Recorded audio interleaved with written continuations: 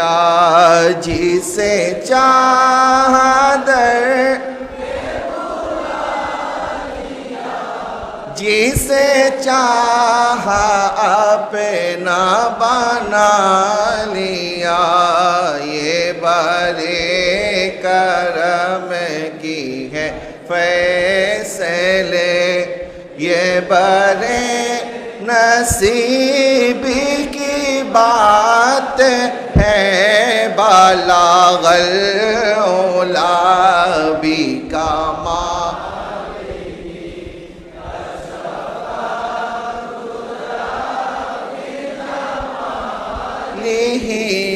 हसनते जमीउ खिसालिही सल्लो अलैहि सल्लो अलैहि व अल्हम्दुलिल्लाहि रब्बिल आलमीन वस्सलातु वस्सलामु अला सय्यिदिल अंबिया'i वल मुरसलीन व अला आलिहि व अस्हाबि अजमाइन। मुअज्जिज़ मोहतरम हज़रत मुरब्बियान इकराम मुसल्लियान निज़ाम रहिमनी रहिमकुमुल्लाह, अस्सलामु अलैकुम व रहमतुल्लाहि व बरकातुहू। महान रब्बुल आलमीन अहकामुल हाकिमीन आलिशान दरबारे असंख्य अगणित शुक्रिया आदाय करছি যে আল্লাহ সুবহানাহু ওয়া তাআলা আমাকে আপনাকে দয়া করে মায়া করে মেহেরবানি করে আজকে পবিত্র জুমাতুল মুবারাকায় আল্লাহর করে মসজিদে আসার এবং বসার তৌফিক দিয়েছেন। রব্বুল আলামিনের দরবারে মোহাব্বতের আওয়াজ একবার পড়ুন আলহামদুলিল্লাহ। অসংখ্য অগণিত দুরূদ এবং সালাম আকায়ে নামেদার তাজদারে মদিনা হুজুর সরওয়ারে কায়নাত নবী দো জাহাঁ মুহাম্মদুর রাসূলুল্লাহ সাল্লাল্লাহু আলাইহি ওয়াসাল্লামের নূরানি রওজা মুবারকে সোনার মদিনায় লক্ষ কোটি দুরূদ এবং সালামের হাদিয়া নজরানা পেশ করছি। আল্লাহ পাক ইরশাদ করেছেন, আন-নাবিয়্যু আওলা বিল মুমিনিনা মিন আনফুসিহিম। নবী করিম রউফুর রহিম সাল্লাল্লাহু আলাইহি ওয়াসাল্লাম এমন একটি জাতে পাক যাকে আল্লাহ সুবহানাহু ওয়া তাআলা আমাদের কাছে পাঠিয়েছেন এবং মুমিনদেরকে আল্লাহ পাক সম্বোধন করে বলতেছেন, আন-নাবিয়্যু আওলা বিল মুমিনিনা মিন আনফুসিহিম। তোমাদের নবী হচ্ছে তোমাদের জানের চাইতে বেশি আপন। আমাদের সন্তান, আমাদের স্ত্রী, আমাদের মা বাবা, আমাদের আপনজন, তারাও আমাদের আপন। কিন্তু অনেক সময় কোরআনে বলা হয়েছে পরিবার আমাদের জন্য ফিতনারও কারণ হতে পারে। অনেক সময় পরিবারের চাপে মানুষ অবৈধ ইনকাম করে, হারাম উপার্জন করে। কিন্তু যেই পরিবারকে আপনি মহব্বত করেন, সন্তানকে মহব্বত করেন, মা বাবাকে মহব্বত করেন, সব আপন আপন জায়গায় ঠিক আছে। কিন্তু এই দুনিয়াদারির চাইতেও আমার নবীর গোলামি আল্লাহ পাক বলে, আন-নাবিয়্যু আওলা বিল মুমিনিনা মিন আনফুসিহিম। ঈমানদারগণ, তোমার হাবিব, তোমার নবী কামলিওয়ালা মুহাম্মদুর রাসূলুল্লাহ সাল্লাল্লাহু আলাইহি ওয়াসাল্লাম দোনো জাহানের মধ্যে তোমাদের সবচেয়ে আপন, সবচেয়ে কাছের মানুষ। সুতরাং তোমরা সবচেয়ে বেশি আমার হাবিবকে মহব্বত করো। কুল ইন কুনতুম তুহিব্বুনাল্লাহ ফাত্তাবিউনি ইউহিব্বুকুমুল্লাহ। আল্লাহ সুবহানাহু ওয়া তাআলা তার প্রিয় হাবিব সাল্লাল্লাহু আলাইহি ওয়াসাল্লামের ভালোবাসাকে আমাদের জন্য ফরজ করেছেন এবং এটা আসলুন মিন উসুলিল ঈমান, ঈমানের শাখার মধ্যে ঈমানের যেই চাহিদা আছে, ঈমানের পরিপূর্ণতা লাভ হয় আমার নবীর মহব্বতের মাধ্যমে। নবী যে ইরশাদ করেছেন, লা ইউমিনু আহাদুকুম হাত্তা আকুনা হাব্বা ইলাইহি মিন ওয়ালিদিহি ওয়া ওয়ালাদিহি ওয়ান নাসি আজমাইন। এখন কিছু কিছু জায়গায় দেখা যাচ্ছে আমাদের মুসলিম নামদারি ছদ্মবেশী কিছু মুনাফিক তারা সমাজের মধ্যে আমার রাসূলের ইজ্জতকে, আমার রাসূলের আজমতকে, আমার রাসূলের মুহাব্বতের কথাকে এত সাধারণভাবে মানুষের কাছে তুলে ধরে, মনে হয় এটা ঈমানের কোনো বিষয় না, নবীর ইজ্জত, এটা তো আমাদের বড় ভাইদের মতো। জোরে বলুন নাউজুবিল্লাহ।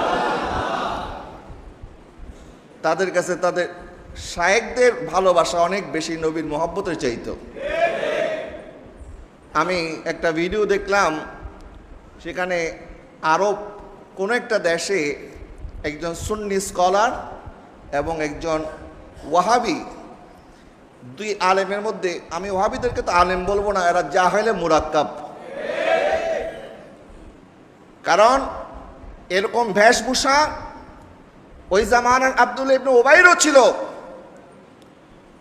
আব্দুল্লাহ ইবনে যুল খুয়াইসারা আত-তামিমি আমার নবীর সাথে বেয়াদবি করেছিল, তারও এরকম বেশভূষা ছিল, তারও দাড়ি ছিল, টুপি ছিল। মুনাফিকদেরকে চেনা বড় কষ্ট, তাদেরকে সহজে চেনা যাবে না। মুনাফিক চেনা যাবে যখন তাদের সামনে নবীর আলোচনা হবে, নবীর মুহাব্বতের আলোচনা হবে, নবীর ইশকের আলোচনা হবে, নবীর তাজিমের আলোচনা হবে, তখন যাদের মুখ মলিন হয়ে যাবে বুঝতে হবে না কাটটা মুনাফিক। কথা বলেন ঠিক কিনা? আর যাদের সামনে নবীর শান শুনলে যাদের চোখ মুখ আলোকিত হয়ে যায়, উজ্জ্বল হয়ে যায়, খুশিতে ভরে ওঠে, বুঝতে হবে তার অন্তরে নবীর মহব্বত আছে। এখন উপস্থাপক প্রশ্ন করছে যে আপনি বলেছেন কুল ইন্নামা আনা বাশারুম মিসলুকুম, হে হাবিব আপনি বলে দিন আমি তোমাদের মতো একজন মানুষ। সুতরাং মানুষ হিসাবে নবীজির জীবনে অনেক ভুল হয়েছে। আর একটু জোরে বলেন না নাউজুবিল্লাহ। এখন উপস্থাপক বলতেছে শেখ আপনি যেটা বলেছেন মানুষ হিসেবে নবীজির ভুল হয়েছে, আচ্ছা ঠিক আছে ধরে নিলাম আপনার কথাই ঠিক। এখন আমাকে বলেন ইবনে তাইমিয়া, মোহাম্মদ বিন আব্দুল ওয়াহাব নজদি, এরাও তো মানুষ, এদের কি কোনো ভুল হয়েছে? এরা জীবনে কোনো ভুল করছে কিনা?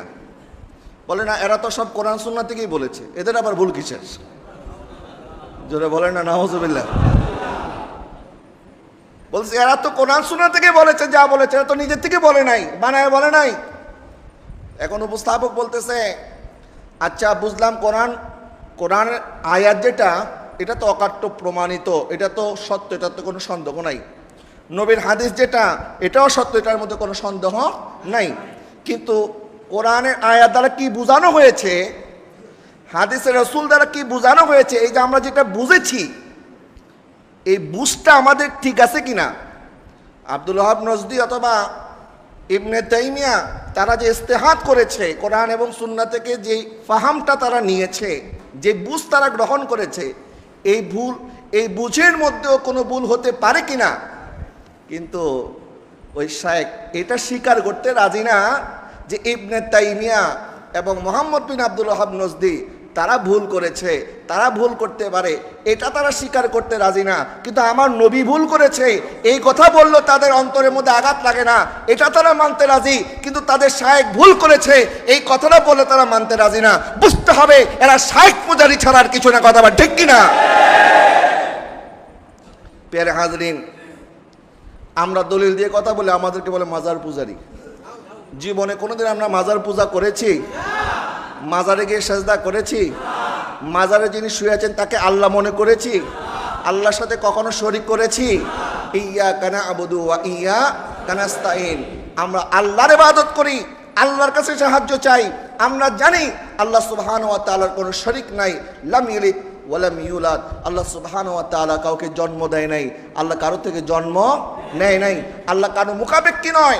বরং মাজারে যিনি শুয়ে আছেন সাহিবে মাজার, উনি আল্লাহর প্রিয় হওয়ার কারণে না আমরা ওনাদের কাছে যাই। কথা বলেন ঠিক কিনা? ওনাদের কাছে যাওয়াটাও এটা আল্লাহর ওয়াস্তে, আল্লাহকে পাওয়ার জন্য, আল্লাহর মহব্বতে। তা আমরা কেন ওনাদেরকে মহব্বত করব? প্যার হাজরিন, এখন এটা হচ্ছে তাদের একটা শব্দ অস্ত্র। দলিলের জবাব যখন দলিল দিয়ে দিতে পারে না, তখন মূর্খের মতো তারা আমাদেরকে অপবাদ দিয়ে চলে যায়। এখন নবীজি সাল্লাল্লাহু আলাইহি ওয়াসাল্লামের নবুয়ত নিয়ে যারা প্রশ্ন তুলে, মনে রাখবেন এই পৃথিবীর জমিনে সর্বপ্রথম যে বেদাত হয়েছে সেটা হচ্ছে আমার নবীর ইজ্জত নিয়ে যারা প্রশ্ন তুলেছে তারাই হচ্ছে সবচেয়ে বড় বেদাতি। কারণ ইসলামের মধ্যে, মুসলমানদের মধ্যে কখনো সাহাবায়ে কেরাম নবীর আদবের ব্যাপারে কাউকে কম্প্রোমাইজ করে নাই। সর্বপ্রথম নবীর আদব নিয়ে এই মুনাফিকরা প্রশ্ন তুলেছিল। নবীর মহব্বতের ব্যাপারে, নবীকে মানার ব্যাপারে, নবীর তাজমের ব্যাপারে যারা প্রশ্ন তুলেছে এরা হচ্ছে সবচেয়ে বড় বেদাতি। এবং এই পৃথিবীর উম্মতে মুহাম্মদের মধ্যে যে কিছু ফিতনা তৈরি হয়েছে। এক নম্বর ফিতনা তৈরি হয়েছে কাদিয়ানি ফিতনা, যদিও তখন নামটা কাদিয়ানি ছিল না, অর্থাৎ নবীজির খতমে নবুয়তকে অস্বীকার করা, যেটা মুসাইলামাতুল কাজ্জাব ভণ্ড নবী দাবিদার, আমার নবীর খতমে নবুয়তকে অস্বীকার করে সে বলেছিল মুহাম্মদ শেষ নবী না, আমিও একজন নবী। নবীজি সাল্লাল্লাহু আলাইহি ওয়াসাল্লাম বলেছিলেন আমার পরে 30 জন ভণ্ড নবীর আবির্ভাব হবে। এই মুসাইলামাতুল কাজ্জাব তার বিরুদ্ধে সাইয়েদনা সিদ্দিক আকবর রাদিয়াল্লাহু তাআলা আনহু যুদ্ধ করেছিলেন, নবীর খতমে নবুয়তের চাদরকে নিয়ে কেউ যেন টানাটানি করতে না পারে। এরপরে আরেকটা ফিতনা শুরু হয়েছে, এটার নাম শিয়া ফিতনা। এই শিয়াদেরও দুশ্মনী হচ্ছে আমার নবীর সাথে, কারণ শিয়ারা মনে করে জিবরিল আলাইহিস সালাম আল্লাহর পক্ষ থেকে ওহী নিয়ে হযরত আলীর কাছে যাওয়ার কথা ছিল, হযরত আলীর কাছে না গিয়ে ভুলে আমার নবীর কাছে চলে এসেছে। এখানে তারা আমার নবীর সাথে বেয়াদবি করার কারণে তারা বাতিল হয়ে গেছে।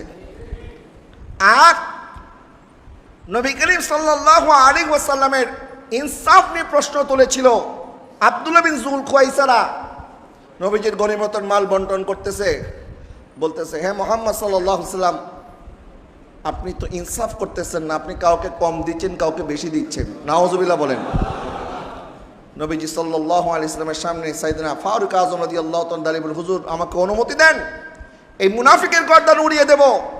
নবী বললেন না ওমর, তার গর্দান উড়াতে হবে না, বরং তার এই চরিত্রের মানুষ কিয়ামত পর্যন্ত থাকবে, এবং জেনে রাখো তাদের নামাজ তুমি ওমরের নামাজের চেয়ে সুন্দর হবে, তুমি ওমরের কোরআন তেলাওয়াত কি তাদের কোরআন তেলাওয়াত আরো সুন্দর হবে, কিন্তু জেনে রাখো তাদের হলকের নিচে কোরআন প্রবেশ করবে না, তলুক থেকে তীর যেভাবে বের হয়ে যায় তাদের অন্তর থেকে ঈমান এইভাবে বের হয়ে যাবে। জোরে বলেন নাউজুবিল্লাহ। এবং তারা মুসলিম ছদ্মবেশী এই খারিজি সম্প্রদায়, এই আব্দুল্লাহ ইবনে উবাই এবং আব্দুল্লাহ বিন যুল খুয়াইসারা তামিমি, এদের বংশধর এখনো আছে না নাই? নবীর যুগে যদি মুনাফিক থাকতে পারে, এই যুগে কি মুনাফিক কমছে না বেড়েছে? বেড়েছে। মুনাফিক চিনবেন কি করে?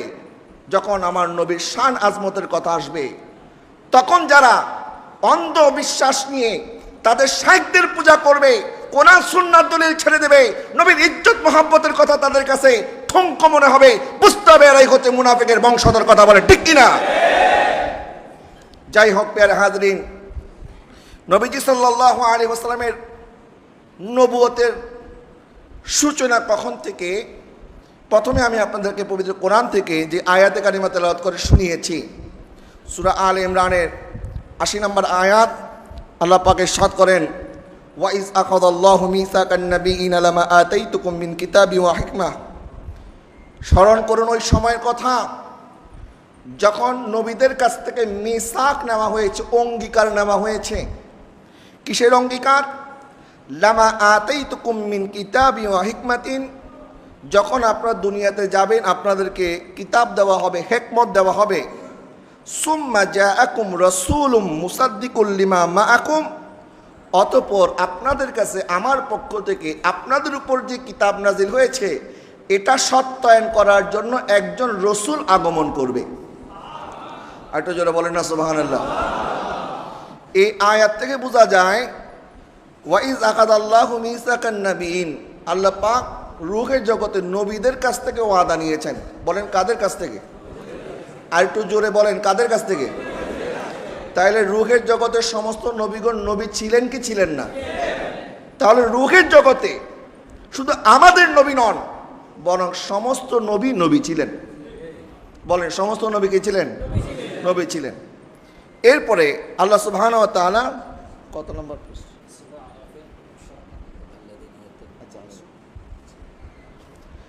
এরপরে আসেন নবী করিম সাল্লাল্লাহু আলাইহি ওয়াসাল্লামের ব্যাপারে এখানে খুশুসিভাবে বলা হয়েছে আমার পক্ষ থেকে একজন রসুল আসবে। বলেন কে আসবে? নবী এবং রসুলের মধ্যে পার্থক্য আছে না নাই? সমস্ত নবী রসুল না, কিন্তু সকল রসুল নবী। বলেন সকল নবী রসুল, আর সকল রসুলই কি নবী। নবুয়ত দেওয়া হয়েছে, আল্লাহ সুবহানাহু ওয়া তাআলা নবুয়ত দিয়েছেন 1,24,000 কম বেশি নবীদেরকে, আর রিসালাত দেওয়া হয়েছে 313 জনকে। এখন নূহ আলাইহিস সালাম উনিও রসুল, ইব্রাহিম আলাইহিস সালাম উনিও রসুল, মুসা আলাইহিস সালাম উনিও রসুল, ঈসা আলাইহিস সালাম উনিও রসুল। কিন্তু এখানে আল্লাহ পাক বলেন রসুল আসবে।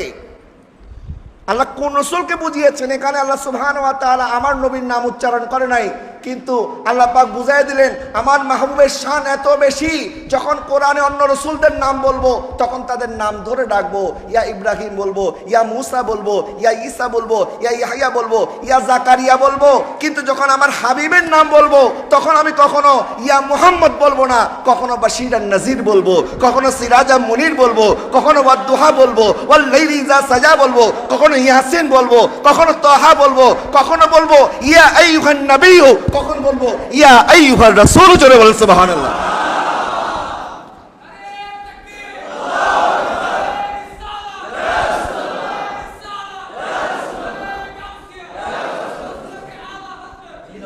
কবি ইয়াসিন কবি তাহা কবি ওয়াল লাইলা,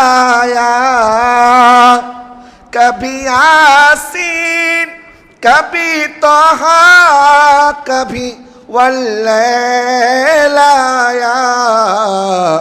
जिनकी कसमें मेरा रब खाता है, जिनकी कसमें मेरा रब खाता है, कितने दिलकश मेरे महबूब की सूरत होगी। सुबहानाल्लाह বলেন না। প্রিয় হাজরিন, আল্লাহ পাক বলেন আমার পক্ষ থেকে একজন রসুল আসবে, লা তুমিনুন্না বিহি ওয়া লা তানসুরুন্না, তিনি যখন আসবে তার উপরে ঈমান আনবেন আপনারা এবং তাকে সাহায্য করবেন। এরপর আল্লাহ পাক বলেন ক্বালা আকরারতুম ওয়া আখাযতুম আলা যালিকুম ইসরি, আপনারা কি এটা মেনে নিয়েছেন এবং এটার উপরে আপনারা ওয়াদা করতে চান? তখন সকল নবী বললেন ক্বালু আকরারনা, হ্যাঁ আমরা স্বীকার করলাম। আল্লাহ পাক বলেন ক্বালা ফাশহাদু, তাহলে সাক্ষী থাকেন, ওয়া আনা মাকুম মিনাশ শাহিদিন, এবং আমিও আপনাদের উপরে সাক্ষী হয়ে গেলাম। জোরে বলেন সুবহানাল্লাহ। এখন এই বিষয়টাকে যারা খুব সাধারণ বিষয় মনে করেন, বলেন যে এরকম আল্লাহ সুবহানাহু ওয়া তাআলা রূহের জগৎ থেকে ডিসিশন নিয়েছেন, সিদ্ধান্ত নিয়েছেন দুনিয়াতে কি হবে না হবে, এটা তো সব বিষয়ে ডিসিশন নেওয়া হয়েছে। আমাকে বলেন এখানে অন্য সব বিষয় আর নবীজির নবুয়তের এলান এবং নবীর উপরে ঈমান আনার যে ঘটনা, এটা কি অন্য বিষয়ের মতো সাধারণ ঘটনা? এরকম আরেকটা ঘটনা আপনারা দেখান তো আমাকে কোরআনের মধ্যে। আল্লাহ সুবহানাহু ওয়া তাআলা রূহের জগতে দুইটা মজলিস করেছিলেন, মাহফিল করেছিলেন রূহদেরকে নিয়ে। এটা রূহের জগতের কথাই বলছি। একটা মাহফিল করেছিলেন আল্লাহ সমস্ত রূহদেরকে নিয়ে, আদম সন্তান যারা কিয়ামত তক দুনিয়াতে আসবে সবার রূহকে আল্লাহ একত্রিত করেছিলেন। আল্লাহ পাক বলেছিলেন আলাস্তু বিরাব্বিকুম, আমি কি তোমাদের প্রভু নই? আমরা কি বলেছিলাম? ক্বালু বালা। এটা আল্লাহ পাকের রুবুবিয়তের সাক্ষী দিয়েছি আমরা, আল্লাহর ওয়াহদানিয়তের সাক্ষী দিয়েছি আমরা। আর আমার নবীর রিসালাতের সাক্ষী আল্লাহ পাক সবার কাছ থেকে নেয় নাই, কারণ আল্লাহ জানে সবাই তো আমার নবীকে নবী মানবে না, সবাই নবীকে রসুল বলে স্বীকার করবে না। এই জন্য আমার নবীর রিসালাতের এই ঘোষণা আল্লাহ সবার সামনে দেয় নাই, স্পেশালি আল্লাহ নবীদেরকে নিয়ে করেছেন। জোরে বলেন সুবহানাল্লাহ। তাহলে এটা আর অন্য 8-10টা ঘটনার মতো নয়।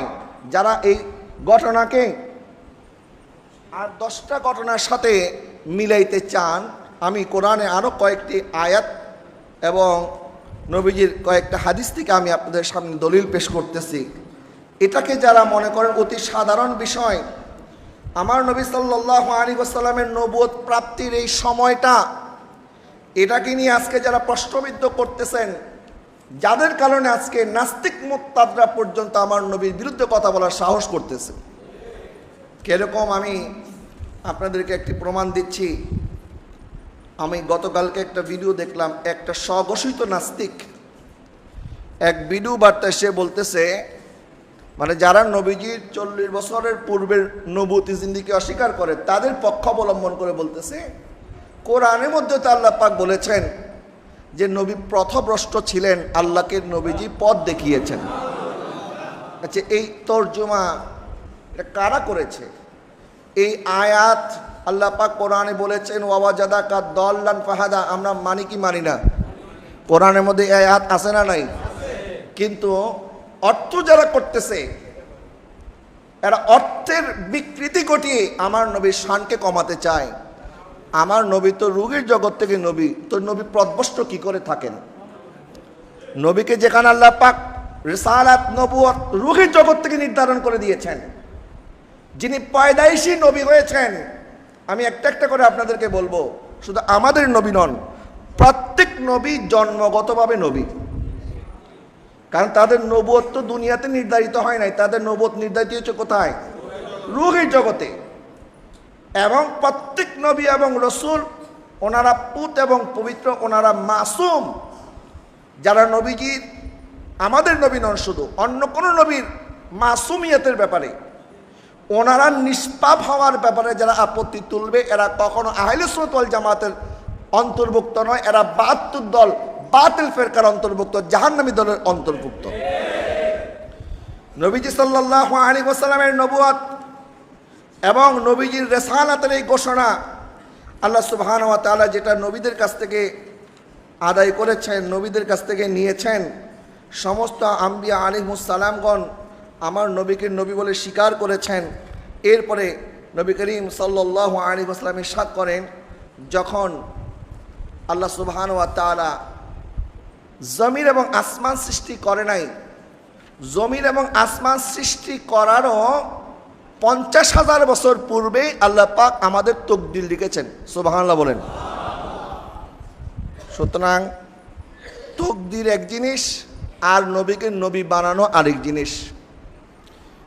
অনেক আমাদেরকে বলেন যে আপনি আজহারি হয়েছেন, আপনি কি মারপেট থেকে আজহারি এসেছেন নাকি দুনিয়াতে এসে পড়ালেখা করে আজহারি হয়েছেন? তো অন্য আমাদের 10 জনের বিষয় আর নবীর বিষয় এক না। এরা সবসময় খালি নবীকে নিজেদের মতো মনে করে। এই যে নবীকে নিজের মতো মনে করা, এটা তো মক্কার কাফেরদের আলামত।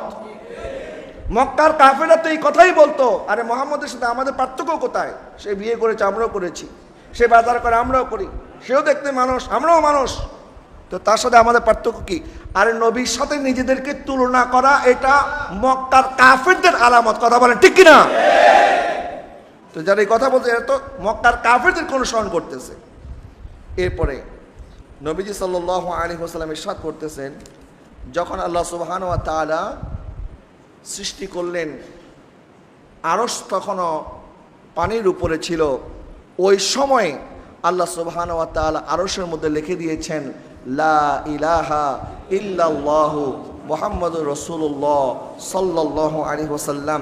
এবং নবীজি সাল্লাল্লাহু আলাইহি ওয়াসাল্লাম ইরশাদ করেন, যখন আল্লাহ পাক এই আরশ সৃষ্টি করেছেন, আরশ সৃষ্টি করার সময় আরশ যখন পানির উপরে ছিল তখন আরশ কাঁপতেছিল। আর যখন নবীজি সাল্লাল্লাহু আলাইহি ওয়াসাল্লামের নাম মোবারক লেখা হয়েছে, নবীজির নাম মোবারক লিখতে দেরি, আরশ থামতে দেরি করে নাই।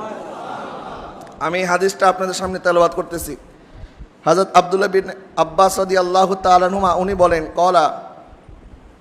উনি বলতেছেন ক্বালা রাসূলুল্লাহ সাল্লাল্লাহু আলাইহি ওয়াসাল্লাম আন্নাল্লাহ তাআলা, উনি বলতেছেন আওহাল্লাহ তাআলা ইলা ঈসা আলাইহিস সালাম আমিন বি মুহাম্মদ। আল্লাহ পাক বলতেছেন, হে ঈসা, তুমি মুহাম্মদ সাল্লাল্লাহু আলাইহি ওয়াসাল্লামের উপরে ঈমান আনো এবং তোমার উম্মতকে বলো তারাও যেন মুহাম্মদ সাল্লাল্লাহু আলাইহি ওয়াসাল্লামের উপরে ঈমান আনে। এবং আল্লাহ পাক বলেন, ফালাউলা মুহাম্মদ মা খালাকতু আদম ওয়ালাল জান্নাতা ওয়ালান নার। এবং ঈসা জেনে রাখো, যদি আমার মুহাম্মদ সাল্লাল্লাহু আলাইহি ওয়াসাল্লামকে আমি সৃষ্টি না করতাম তাহলে আমি আদমকে সৃষ্টি করতাম না, আমি জান্নাতও সৃষ্টি করতাম না, জাহান্নামও সৃষ্টি করতাম না। আল্লাহ সুবহানাহু ওয়া তাআলা সমস্ত কিছু সৃষ্টি করেছেন আমার নবীর কারণে।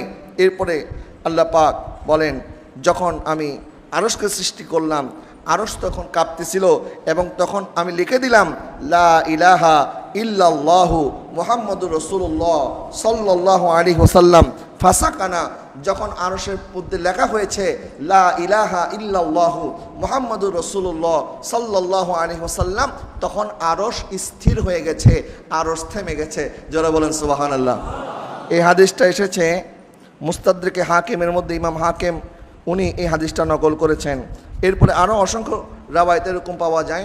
আমি আপনাদের খেদমতে আরজ করছিলাম, তাহলে বোঝা গেল আমাদের নবী সাল্লাল্লাহু আলাইহি ওয়াসাল্লাম, এই দুইটা একটু রেখে দেন, এটাও রেখে দেন, এটাও রেখে দেন।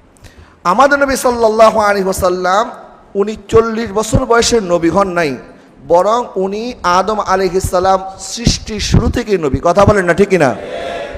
এবং ওনার নবী হওয়াটা এটা আমাদের মতো সাধারণ বিষয় নয় যে আমি দুনিয়াতে আসলাম, পড়ালেখা করলাম, এরপরে আজারি হয়েছি, কিন্তু আমার তকদির তো আরও আগে লেখা হয়েছে। এটা আমাদের সাধারণ মানুষের সাথে তুলনা করলে এটা আমার নবীর শানে এহানাত হবে, বেয়াদবি হবে। নবীজি সাল্লাল্লাহু আলাইহি ওয়াসাল্লামকে প্রশ্ন করা হয়েছে, মাতা কুনতা নাবিয়া, ইয়া রাসূলুল্লাহ সাল্লাল্লাহু আলাইহি ওয়াসাল্লাম, আপনি কখন থেকে নবী হয়েছেন? আর হাদিসের বিভিন্ন পরিভাষা আছে, আমি প্রত্যেকটা পরিভাষা এই বিষয়ে সাহাবায়ে কেরাম কীভাবে জিজ্ঞেস করেছেন, আমার নবী কিভাবে উত্তর দিয়েছেন, আমি একটা একটা করে বলবো। এটার জন্য আপনাদের একটু মনোযোগ লাগবে। হযরত আবু হুরায়রা রাদিয়াল্লাহু তাআলা থেকে যে হাদিসটা এসেছে, যেটা ইমাম তিরমিজি ওনার সুনানে তিরমিজির মধ্যে, ইমাম আহমদ ওনার মুসনাদের মধ্যে, ইমাম হাকিম ওনার মুস্তাদরিকের মধ্যে, এরপরে হযরতে ইমামে বুখারী রাহমাতুল্লাহি আলাইহি উনিও এই হাদিসটা নকল করেছেন। ইমাম বুখারী রাহমাতুল্লাহি আলাইহি যে কিতাব, ওনার কিতাবের নাম হচ্ছে তারিখে কবির, ইমাম বুখারী এই হাদিসটা বর্ণনা করেছেন। হযরত আবু হুরায়রা রাদিয়াল্লাহু তাআলা জিজ্ঞাসা করেছেন, মাতা ওয়াজাবাত লাকান নবুয়া, ইয়া রাসূলুল্লাহ, আপনার উপর নবুয়ত কখন থেকে ওয়াজিব হয়েছে? আচ্ছা, আমাকে একটা কথা বলেন, নামাজ সবার উপরে তো ফরজ হয় নাই, ফরজ হচ্ছে কাদের উপরে? বালেগ যারা, তাদের উপরে। কথা বলে না, ঠিক কিনা? জন্মের সাথে সাথে কি নামাজ ফরজ হয়ে যায়? 7 বছর পর্যন্ত, 8 বছর পর্যন্ত নবী বলেছেন তোমরা সন্তানদেরকে মসজিদে নিয়ে আসো, নামাজ পড়ার জন্য তাগিদ দাও। 10 বছর হইলে তোমরা প্রয়োজনে তাদেরকে মৃদু প্রহার করো, শাসন করো নামাজি বানানোর জন্য। তো নামাজ ফরজ হয়েছে যখন তার বুলুগত হয়েছে, বালেগ হওয়ার পর থেকে তার উপরে নামাজ ফরজ। এখন নবীজিকে প্রশ্ন করা হচ্ছে, হুজুর মাতা ওয়াজাবাত লাকান নবুয়া, আপনার উপর নবুয়ত কখন ওয়াজিব হয়েছে? নবুয়তের দায়িত্ব যদি আল্লাহ সুবহানাহু ওয়া তাআলা 40 বছর বয়সে নবীকে দেন, সাহাবায়ে কেরাম তো এই প্রশ্ন করার কথা ছিল না। সাহাবায়ে কেরাম এই প্রশ্ন করে না, হুজুর আপনি কখন থেকে নবী হিসাবে নির্ধারিত হয়েছেন, কখন থেকে আপনি নবী হিসেবে আল্লাহর জ্ঞানের মধ্যে আপনি আছেন? এই প্রশ্ন তো কোনো জাহেলও করবে না, কারণ আল্লাহর জ্ঞানের মধ্যে সব কিছু সৃষ্টির শুরু থেকে আছে। আল্লাহর জ্ঞানের মধ্যে শুধু আমাদের নবী কি নবী হবেন এটা আল্লাহ পাক জানে না, কিয়ামত পর্যন্ত কি হবে সবই জানে। আল্লাহ তো সৃষ্টির শুরু থেকে আল্লাহর জ্ঞানের সব কিছু আছে। এখন এই হাদিসের অর্থ যারা করতেছে তারা কত বড় জাহেল। মাতা ওয়াজাবাত লাকান নবুয়া, আপনার উপরে কখন নবুয়ত ওয়াজিব হয়েছে, আপনি আল্লাহর জ্ঞানে কখন থেকে নবী? এই প্রশ্ন সাহাবায়ে কেরাম করে না, কারণ সাহাবায়ে কেরাম জানেন আল্লাহর জ্ঞানে তো আমার নবী সৃষ্টির শুরু থেকে নবী। আল্লাহর জ্ঞানে শুধু আমাদের নবী না, সমস্ত নবীগণ যে নবী এটা আমার আল্লাহ জানে কি জানে না? তো এই প্রশ্ন সাহাবায়ে কেরাম কেন করবেন? সাহাবায়ে কেরাম প্রশ্ন করেছেন, মাতা ওয়াজাবাত লাকান নবুয়া, হুজুর আপনার উপর নবুয়ত কখন থেকে ওয়াজিব হয়েছে? আমার নবী ইরশাদ করেছেন, ওয়া আদামু বাইনার রূহি ওয়াল জাসাদ, আদমের রূহ এবং শরীর যখন আলাদা ছিল তখনও আমি নবী ছিলাম। আটো জোরে বলেন না সুবহানাল্লাহ। এই বিষয়টাকে যারা আমাদের তাকদীরের মতো সাধারণ বিষয়ের সাথে তুলনা করে বলতেছে যে আল্লাহ পাক তো জানেন কখন তিনি নবী হবেন, কখন তাকে রিসালাত দেওয়া হবে, নবীজি ওইটাই বুঝাইতে চেয়েছেন। এখন আমাকে কেউ জিজ্ঞেস করলো, আপনি গাউসুল আজম মসজিদের খতিব কখন থেকে? আমি বললাম তোমারও জন্মের আগে থেকে, পৃথিবীর সৃষ্টির শুরু থেকে আমি গাউসুল আজম মসজিদের খতিব। মানুষ আমাকে কি ব্যাকল বলবে না? আমি বলবো না না না, আমি তো বোঝাতে চেয়েছি সৃষ্টির শুরু থেকে তো আমার তকদির লেখা হয়েছে। আমার রিজিক লেখা হয়েছে, আমি যে গসওয়াত মসজিদের খতিব হব, এটা তো আল্লাহ পাক সৃষ্টির শুরু থেকে নির্ধারণ করে রেখেছেন। আমি তো এটা বুঝাইতে চাইছি। মানুষ বললে, হুজুর আপনি এতদিন আকল আর মনে করতাম, আপনি তো শুধু ব্যাক কল না, ইন্টারন্যাশনাল ব্যাক কল। কথা বলেন না ঠিক কিনা? আর সৃষ্টির শুরু থেকে কি হবে না হবে আল্লাহ পাক তো আগেই জানেন। এটা তো জমিন আসমান সৃষ্টি করারও 50,000 বছর পূর্বে আল্লাহ আমাদের তকদির লিখেছেন। এটা আল্লাহর জ্ঞানের মধ্যে আমার নবী যে নবী হবেন, এটা আমরাও জানি, সাহাবায়ে কেরামও জানে। তো আমার নবী এটা বুঝাইতে চায় নাই যে আমি তো সৃষ্টির শুরুতে যখন তকদির লেখা হয়েছে তখন থেকে আমি আল্লাহ আমাকে নবুয়ত দিবেন, এটা নির্ধারিত হয়েছে। এই কথা যদি বুঝাইতে চাইতেন, নবী বলতেন না কুনতুন নবিয়ান, আমি তখনও নবী ছিলাম। আমার নবী যদি এটা বলতেন যে আমি তখন নবী হিসাবে নির্ধারিত হয়েছি, নির্বাচিত হয়েছি, আল্লাহর এলেমের মধ্যে তখন থেকে নবী ছিলাম, তাইলে কথাটা মানা যেত। কিন্তু নবী বলছেন কুনতুন নবিয়্যান ওয়া আদমু বাইনার রূহি ওয়াল জাসাদ, আদম যখন শরীর এবং রূহে আলাদা ছিল তখন আমি নবী ছিলাম। তাহলে এটা কি অন্য সমস্ত নবীদের নবুয়তের মতো আমার নবীর নবুয়ত? তা আদম আলাইহিস সালামও তো ওনারও সৃষ্টির পূর্ব থেকে উনি নবী হিসেবে নির্ধারিত। নূহ আলাইহিস সালামও সৃষ্টির পূর্ব থেকে নবী হিসেবে নির্ধারিত। আমি তো কোরআন আয়াত দিয়ে বললাম আপনাদেরকে। তাহলে অন্যান্য নবীর নবুয়ত নির্ধারণ আর আমার নবীর নবুয়ত আল্লাহ পাক যেটা দান করেছেন, এটার মধ্যে আসমান জমিন পার্থক্য আছে না নাই? এরপরে আসেন, এই হাদিসটা বর্ণনা করেছেন হযরতে মাইসার আল ফজর রাদিয়াল্লাহু তাআলা। উনি বলেন ক্বালা কুলতু রাসূলুল্লাহ সাল্লাল্লাহু আলাইহি ওয়াসাল্লাম মাতা কুনতা নবিয়া, আমি জিজ্ঞাসা করলাম হুজুর আপনি কখন থেকে নবী হয়েছেন? এখানে কখন থেকে নবী হওয়ার কথা বলা হয়েছে, কখন থেকে নবী হিসেবে নির্ধারিত হয়েছেন এটা জিজ্ঞাসা করে নাই। কখন থেকে আপনি আল্লাহর জ্ঞানের মধ্যে নবী হিসেবে আসেন এটাও জিজ্ঞাসা করে নাই। মানে মাতা কুনতা নবী, আপনি কখন থেকে নবী? নবীজি ইরশাদ করলেন ওয়া আদমু বাইনা রূহি ওয়াল জাসাদ, আদম যখন রূহ এবং শরীরে আলাদা ছিল তখনও আমি নবী ছিলাম। এরপরে আসেন আরেকটি হাদিস, হযরতে আব্বাস রাদিয়াল্লাহু তাআলা, ইবনে আব্বাস রাদিয়াল্লাহু তাআলা উনি বলেন কিলা ইয়া রাসূলুল্লাহ, হুজুর জিজ্ঞাসা করা হলো নবীজিকে মাতা কুতিবতান নবিয়া, হুজুর আপনি নবী হিসেবে কখন থেকে লিপিবদ্ধ হয়েছেন? আল্লাহ সুবহানাহু ওয়া তাআলা কখন আপনাকে নবুয়তের এই দায়িত্ব আপনার কাছে লিপিবদ্ধ করেছেন? তখন নবী ইরশাদ করলেন আদম বাইনা রূহি ওয়াল জাসাদ, আদম যখন রূহ এবং শরীরে আলাদা ছিল তখনও আমি নবী ছিলাম। সুবহানাল্লাহ বলেন। এরপর আসেন অন্য একটা রাওয়ায়াতের মধ্যে এসেছে কুলতু ইয়া রাসূলুল্লাহ মাতা উখিযা মিসাকুকা, ইয়া রাসূলুল্লাহ আপনি যে নবী, নবী হিসাবে আপনার কাছ থেকে কখন অঙ্গীকার নেওয়া হয়েছে, কখন মিসাক নেওয়া হয়েছে? মিসাক মানে হচ্ছে মনে করেন নির্বাচন হয়ে গেছে, প্রেসিডেন্ট নির্বাচিত হয়েছেন, প্রাইম মিনিস্টার নির্বাচিত হয়েছেন, নির্বাচিত হওয়ার পরে তাদের একটা ওয়াদা, একটা অনুষ্ঠানের মাধ্যমে একটা অঙ্গীকার নেওয়া হয় কি হয় না? তো শপথ অনুষ্ঠান যেটা, এই শপথ অনুষ্ঠান কি ওনারা প্রাইম মিনিস্টার হওয়ার আগে নেওয়া হয় না পরে নেওয়া হয়? শপথ নেওয়া হয় প্রাইম মিনিস্টার হওয়ার পরে। দায়িত্ব যখন বুঝিয়ে দেওয়া হয়, দায়িত্ব বুঝিয়ে দেওয়ার সময় তাদের কাছ থেকে একটা ওয়াদা নেওয়া হয় যে আমরা দেশের আইন মেনে দেশ পরিচালনা করব, সংবিধান মেনে দেশ পরিচালনা করব। এটা ওনাদের যে দায়িত্ব অর্পণ করার সাথে সাথে ওনাদের কাছ থেকে এই ওয়াদাটা নেওয়া হয়। তো সাহাবী প্রশ্ন করতেছে ইয়া রাসূলুল্লাহ, হুজুর মাতা উখিযা মিসাকুকা, আপনার কাছ থেকে এই নবুয়তের এই মিসাকটা, এই অঙ্গীকারটা কখন নেওয়া হয়েছে? আমার নবী বললেন ওয়া আদমু বাইনা রূহি ওয়াল জাসাদ, যখন আদমের রূহ এবং শরীর আলাদা ছিল তখনই আল্লাহ পাক আমার কাছ থেকে এই ওয়াদাটা নিয়ে নিয়েছেন। আরেকটু জোরে বলেন না সুবহানাল্লাহ। তো নবী ওয়াদা করেছেন কি নবুয়ত লাভ করার আগে না পরে? নবুয়ত লাভ করেছেন আগে, ওয়াদা আল্লাহ পাক ওয়াদা নিয়েছেন নবীকে নবী বানানোর পরে। নবী তো তখনই ওয়াদা করেছেন যখন আদম আলাইহিস সালাম রূহ এবং শরীরে আলাদা ছিল, মানে আদম আলাইহিস সালাম তখনও সৃষ্টি হয় নাই। তো এখন আমার যে ভাইরা এই প্রশ্ন তুলতেছেন যে নবীজি সাল্লাল্লাহু আলাইহি ওয়াসাল্লাম বুঝিয়েছেন যে আমি তো তখন আল্লাহর এলেমের মধ্যে নবী ছিলাম, আসলে বাস্তবিক পক্ষে নবী ছিলেন না। এখন আমাকে বলেন আমি কি আপনাদের কথা মানবো না নবীর কথা মানবো? বলে না কার কথা মানবো? আপনারা বলতেছেন নবী 40 বছর পর্যন্ত নবী ছিলেন না, আর আমার নবী বলছেন কুনতুন নবিয়ান, আমি নবী ছিলাম। আপনারা বলেন ছিলেন না, নবী বলেন ছিল। আপনাদের কথা মানবো না। পৃথিবীর সমস্ত মানুষ যদি বলে মানবো না, আমার নবী যেটা বলেছে আমরা সেটাই মানবো। কথা বলে ঠিক কিনা?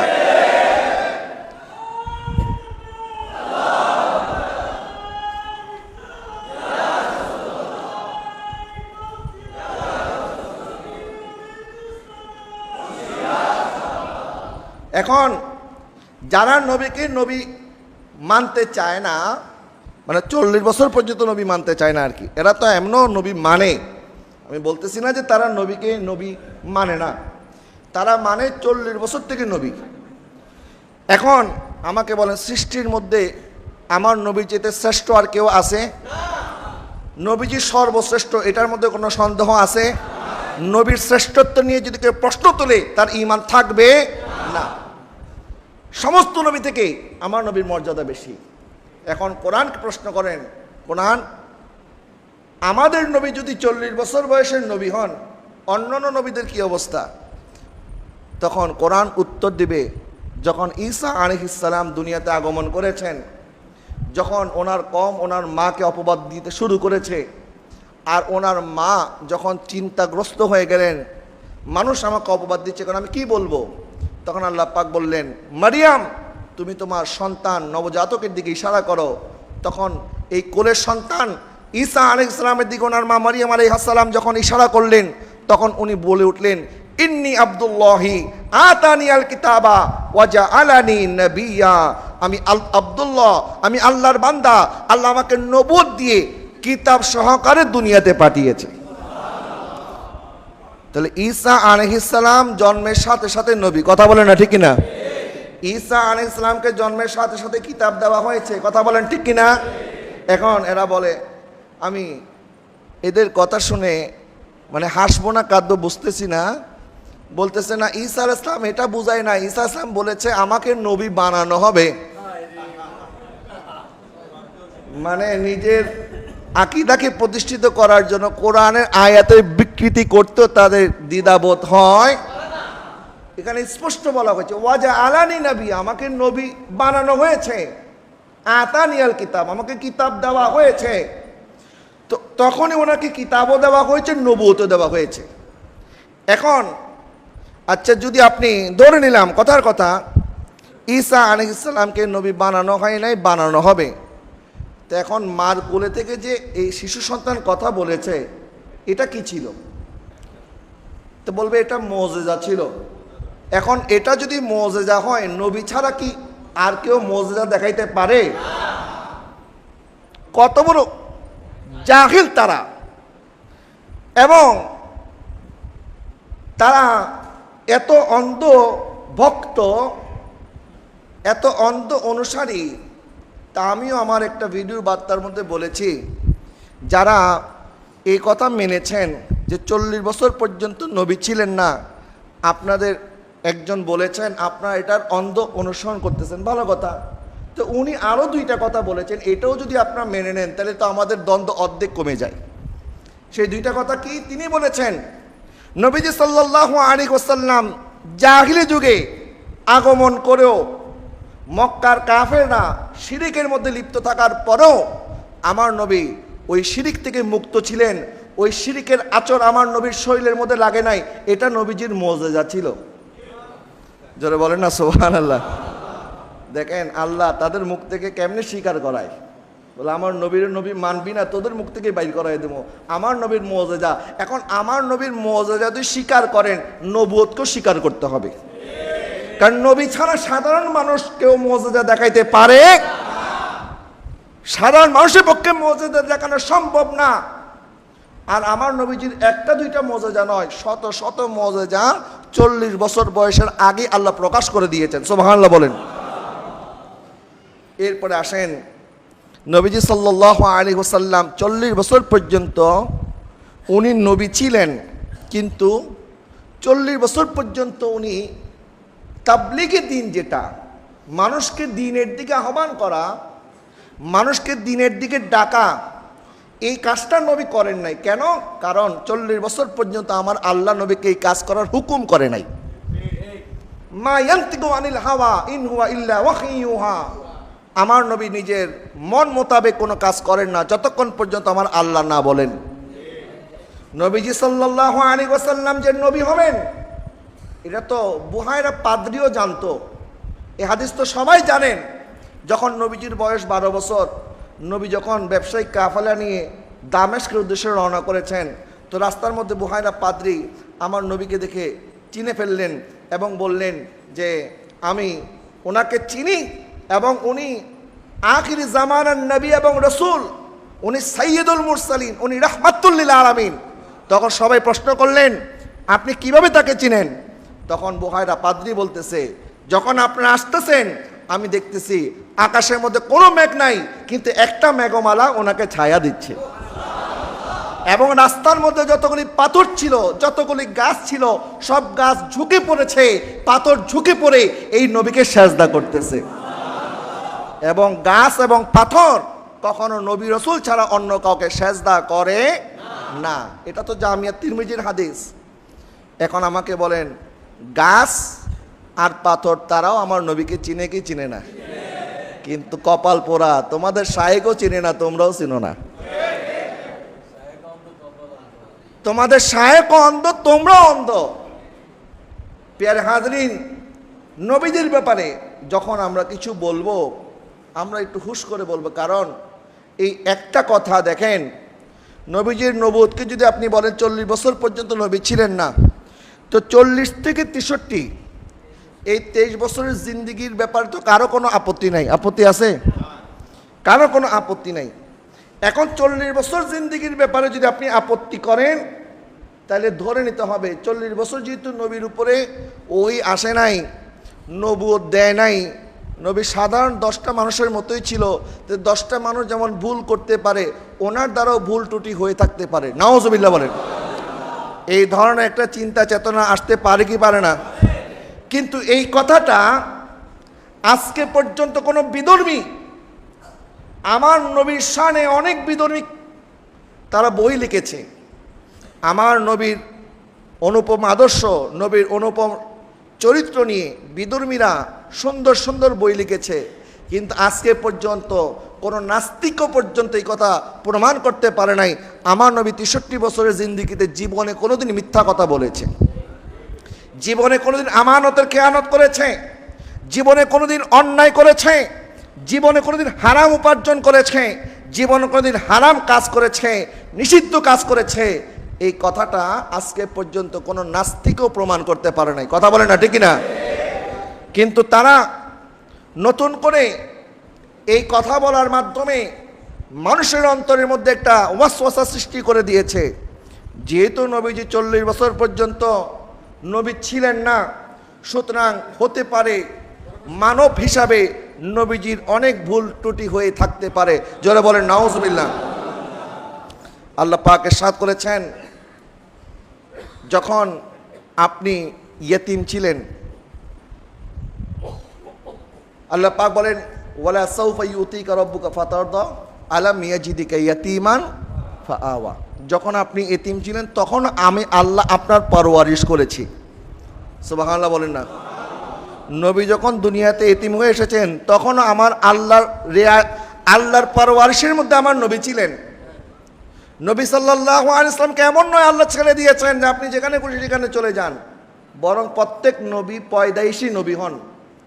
ইয়াহইয়া আলাইহিস সালাম যিনাকে শিশু অবস্থায় কিতাব দেওয়া হয়েছে, কিতাব দেওয়ার আগে ঈসা আলাইহিস সালাম, হযরত ইয়াহইয়া আলাইহিস সালামের বয়স যখন 3 বছর 4 বছর, তো ছোট ছোট বাচ্চারা খেলাধুলা করে, তো ইয়াহইয়া আলাইহিস সালামকে বাচ্চারা বলতেছে আসো আমাদের সাথে খেলাধুলা করো। তো ইয়াহইয়া আলাইহিস সালাম বলতেছে আমাকে তো খেলার জন্য সৃষ্টি করা হয় নাই, আমাকে খেলা করার জন্য সৃষ্টি করা হয় নাই। তখনও ইয়াহইয়া আলাইহিস সালামকে কিতাব দেওয়া হয় নাই, কিন্তু উনি পায়দাইশী নবী ছিলেন, উনি জানতেন আল্লাহ পাক ওনাকে নবী বানিয়ে পাঠিয়েছেন। ঠিক একইভাবে আমার নবী সাল্লাল্লাহু আলাইহি ওয়াসাল্লাম ওনাকে যখন সিনা মোবারক সাক করা হয়েছে, আমাদের যদি বডি 2 ভাগ করে ফেলা হয় আমরা কি বাঁচবো না মরবো? কিন্তু নবীজির কি কোনো ক্ষতি হয়েছে? নবীজি কি দেখে নাই ওনার সিনা মোবারক আলাদা করা হচ্ছে? নবীজির সিনা মোবারক চাক হয়েছে, এটা আমার নবী দেখছে কি দেখে নাই? এখন নবীজি সাল্লাল্লাহু আলাইহি ওয়াসাল্লাম উনিও নাকি জানতেন না উনি নবী হবেন। তো ওনার সিনা মোবারক চাক হয়েছে, এটা তো উনি জানে না, আর কে জানবে? বুহায়না পাদ্রী জেনে ফেলেছে আমার নবী নাকি জানে না, পাথর জেনে ফেলেছে আমার নবী নাকি জানে না। তাহলে তোমরা পাথরের এলেমকে স্বীকার করো, আমার নবীর এলেমকে অস্বীকার করো। বুঝতে হবে তোমরা আমার নবীর উম্মত নয়, পাথরের উম্মত হয়ে যাও। যেহেতু পাথরের ক্ষমতা বেশি তোমাদের কাছে আমার নবীর ক্ষমতার চাইতে। প্যারে হাজরিন, আল্লাহ পাক আমার নবীকে 40 বছর পর্যন্ত নবী হিসাবে উম্মতের কাছে প্রকাশ করে নাই। কেন? 40 বছর পর্যন্ত আমার নবীর নিজের আখলাকে দাওয়াত দিয়েছেন। এটা ছিল নবীজির নবুয়তের প্রমাণ। 40 বছর পর্যন্ত একটা মানুষ কোনোদিন মিথ্যা কথা বলে নাই। উনি কিভাবে আল্লাহ সম্পর্কে মিথ্যা কথা বলতে পারে? 40 বছর পর্যন্ত যিনি আমানতের খেয়ানত করে নাই, উনি ঈমান ইসলাম সম্পর্কে কিভাবে খেয়ানত করবে? এটাই আল্লাহ পাক প্রমাণ দেওয়ার জন্য নবীজিকে 40 বছর পর্যন্ত এই জাহিরি সমাজের মধ্যে রেখেছেন। এখান থেকে আমার নবী উঠেছেন, কিন্তু কোনোদিন আমার নবী শিরিক করে নাই, কোনোদিন হারাম স্পর্শ করে নাই। বরং আল্লাহ পাক বলেন ওয়াজাদাকা দাল্লান ফাহাদা, হাবিব আপনি যখন আমি আল্লাহর প্রেমে বিভোর হয়েছেন, আমি আল্লাহ তখন তাড়াতাড়ি আপনাকে আমার দিকে ডেকে নিয়েছি। জোরে বলেন না সুবহানাল্লাহ। দেখেন, এই আয়াতের ভুল তর্জমা করার মাধ্যমে মানুষকে তারা বিভ্রান্ত করছে। তারা বলে ওয়াজাদাকা দাল্লান ফাহাদা মানে আপনাকে আমি আল্লাহ পথভ্রষ্ট পেয়েছি, এরপরে পথ দেখিয়েছি। জোরে বলেন না নাউজুবিল্লাহ। যদি এখানে আপনি দল শব্দ অর্থ পথভ্রষ্ট নেন, আমাকে বলেন ইউসুফ আলাইহিস ইসলামকে হারানোর পরে ইয়াকুব আলাইহিস ইসলাম কাঁদতে কাঁদতে যখন চোখের জ্যোতি হারিয়ে ফেলেছেন, ওনার 10 ভাই মিলে ইয়াকুব আলাইহিস ইসলামকে বলতেছে, আব্বা আমরাও তো আপনার সন্তান, ইউসুফ আপনার সন্তান, তা আপনি খালি ইউসুফ ইউসুফ করেন কেন? আমাদের দিকে একটু তাকান। এরপর তারা বলেছেন ইন্না আবানা লাফি দালালিম মুবিন। এখানে দল শব্দটা আছে না নাই? এখানে দালালিম মুবিন বলা হয়েছে। এখন আমাকে বলেন, বাবা যখন সন্তানকে হারায়, বাবা কি পথভ্রষ্ট হয়? বাবা কি পথহারা হয়? না। সন্তান এই কথা বুঝাইতে চায় না আমার বাবা পথভ্রষ্ট হয়ে গেছে, আমার বাবা গোমরা হয়ে গেছে, আমার বাবা পথহারা হয়ে গেছে। বরং সন্তানরা বুঝাতে চেয়েছে আমার বাবা ইউসুফ আলাইহিস সালামের প্রেমে বিভোর হয়ে গেছে। অর্থের মধ্যে বেশ কম আছে না নাই? প্রিয় হাজরিন, একই শব্দ আপনাকে আমি বলতেছি আপনি করে, আবার আরেকজনকে বলছি তুমি করে, আরেকজনকে বলছি তুই করে। পার্থক্য আছে না নাই? আমি কি যাকে তাকে তুই বলে সম্বোধন করতে পারবো? আচ্ছা, আপনার মামাকে আপনি মামা বলে না ডেকে যদি বলে আমার আব্বার শালা, আচ্ছা কথাটা কি সত্য না মিথ্যা? এখন মামাকে কি বাবার শালা বলা যাবে? মা তো বাবার স্ত্রী। এখন মাকে যদি মা বলে ডাক না দিয়ে বলে আমার আব্বার বউ, এখন আদব হবে না বেয়াদবি হবে? এখন কখন কোন শব্দ কোথায় ব্যবহার করতে হবে এটা যারা বুঝে না, এদেরকে বলে ব্যাককল। আর ওয়াহাবিরা হচ্ছে তাদের 14 গোষ্ঠী ব্যাককল। কারণ যার ঈমান আল্লাহ ছিনিয়ে নেয়, তার আকলও ছিনিয়ে নেয়। যাদের আকল ছিনিয়ে নেওয়া হয়েছে, বুঝতে হবে তাদের ঈমানও আর টিকবে না। আমার নবী সাল্লাল্লাহু আলাইহি ওয়াসাল্লামকে যারা 1 সেকেন্ডের জন্য পথভ্রষ্ট মনে করবে, তারা পথভ্রষ্ট, তার মধ্যে কোনো সন্দেহ নাই। কথা বল ঠিক কিনা? ওয়াজাদাকা দাল্লান ফাহাদার আয়াতের তর্জমা যারা ভুল করেছে, তারা সেখানে হোঁচটকে ঈমান হারিয়ে ফেলেছে। সরকারে আলা হযরত শাহ ইমাম মুহাম্মদ রাজা ফাজলে বেরলভী রাহমাতুল্লাহি আলাইহি কত সুন্দর তর্জমা করেছেন। আল্লাহ পাক আপনাকে স্বীয় রবের প্রেমে বিভোর পেয়েছে, এরপর আল্লাহ নিজের দিকে ডেকে নিয়েছে। নবীজি সাল্লাল্লাহু আলাইহি ওয়াসাল্লামের মর্যাদার ব্যাপারে যাদের অন্তরে সামান্যতম বিন্দু পরিমাণ সন্দেহের উদ্রেক হবে, তাদের ঈমান সাথে সাথে চলে যাবে। মনে রাখবেন, আমার নবী সাল্লাল্লাহু আলাইহি ওয়াসাল্লাম সৃষ্টির শুরু থেকে নবী, এবং কিয়ামতের ময়দানে আমার নবী সাইয়্যিদুল মুরসালিন হবেন। সুবহানাল্লাহ বলেন না? কিছু কিছু ভাইরা আছে দেখি, এরা ইব্রাহিম আলাইহিস সালামের গুণগান এত গায়, আমার নবীর গুণগানও এত গায় না। এরা মুসা আলাইহিস সালামের গুণগান, ঈসা আলাইহিস সালামের গুণগান, অন্যান্য নবী রাসূলদের গুণগান তাদের কাছে ভালো লাগে, আর আমার নবীর গুণগান শুনলে শিরক আর বেদাতের ফতোয়া লাগায় দেয়। নবীজি সাল্লাল্লাহু আলাইহি ওয়াসাল্লাম সাদ করেন। হযরতে ইবনে আব্বাস রাদিয়াল্লাহু তাআলা বলেন, আমরা বসেছিলাম সাহাবায়ে কেরাম সহ নবীজির জন্য অপেক্ষা করতেছিলাম। এরপরে মানুষ বলতেছে, কিছু কিছু সাহাবায়ে কেরাম বলতেছে, আজাবান ইন্নাল্লাহ তাআলা ইত্তাখাযা মিন খালকিহি খালিলান। আল্লাহ সুবহানাহু ওয়া তাআলা সৃষ্টি জগতের মধ্যে একজনকে আল্লাহর খলিল নির্বাচন করেছেন। ওনারা বড় আজব হয়ে যাচ্ছেন, মানে তাজ্জুবের সাথে বলতেছেন, ইত্তাখাযা ইব্রাহিমা খলিলা, আল্লাহ পাক ইব্রাহিম আলাইহিস সালামকে খলিল বানিয়েছেন। সুবহানাল্লাহ বলেন। এরপর আরেকজন বলতেছে, ওয়া ক্বালা আখারু মাজা বিআজাবা মিন কালামি মূসা কাল্লামাহু তাকলিমা। আর কতই আজবের বিষয় যে আল্লাহ সুবহানাহু ওয়া তাআলা একজনের সাথে কালাম করেছেন, তিনি হচ্ছেন মূসা আলাইহিস সালাম, যার সাথে আল্লাহ সুবহানাহু ওয়া তাআলা কালাম করেছেন। ওয়া ক্বালা আখার, এরপর আরেকজন বললেন, ফা ঈসা কালিমাতুল্লাহ ওয়া রূহুহু। আর আল্লাহ সুবহানাহু ওয়া তাআলা ঈসা আলাইহিস সালামকে তার নিজের কালিমাতুল্লাহ বানিয়েছেন, রূহ বানিয়েছেন। অর্থাৎ জিবরিল আলাইহিস সালাম ওনার মার পেটের মধ্যে যখন ফু দিয়েছেন, ফু দেওয়ার সাথে সাথে বাবা ছাড়াই ইব্রাহিম হযরত ঈসা আলাইহিস সালাম মার গর্ভে চলে এসেছেন। সুবহানাল্লাহ বলেন। ওয়া ক্বালা আদম মুস্তাফাহুল্লাহ, আরেকজন বলতেছে আল্লাহ সুবহানাহু ওয়া তাআলা আদমকে সাফিউল্লাহ বানিয়েছেন, নির্বাচন করেছেন। ফাখারাজা আলাইহিম, অতঃপর আমার নবী কামলিওয়ালা সাল্লাল্লাহু আলাইহি ওয়াসাল্লাম উপস্থিত হয়েছেন। কান খাড়া করে শুনেন, যারা আমার নবীর ইজ্জত নিয়ে, সম্মান নিয়ে, আমার নবীর তাজিমের ব্যাপারে যারা মনের মধ্যে দ্বিধা রাখেন, যে ইব্রাহিম আলাইহিস সালামের কথা বললে, ঈসা আলাইহিস সালামের কথা বললে, মূসা আলাইহিস সালামের কথা বললে কোনো সন্দেহ পোষণ করেন না, আমার নবীর কথা আসলে সাথে সাথে এই হাদিসকে জয়ীফ হাদিস না জাল হাদিস না কি হাদিস এত কিছু তালাশ করা শুরু করেন। আমার নবী সাল্লাল্লাহু আলাইহি ওয়াসাল্লাম আসলেন, ওয়া ক্বালা ক্বাদ সামি'তু কালামুকুম, আর আমি তোমাদের কথা শুনেছি। আমার নবীর সাথে